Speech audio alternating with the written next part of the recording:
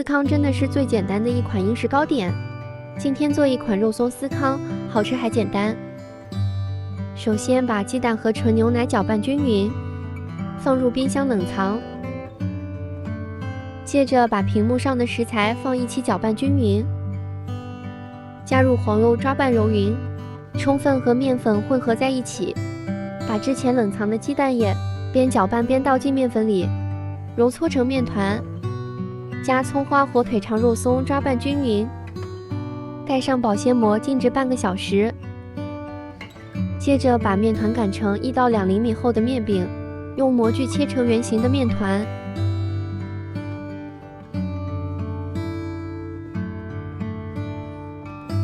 放入烤盘，刷上蛋黄液，送入烤箱。好吃的肉松司康就做好了，外酥里嫩。如果喜欢咸口的糕点，一定要来试试哦。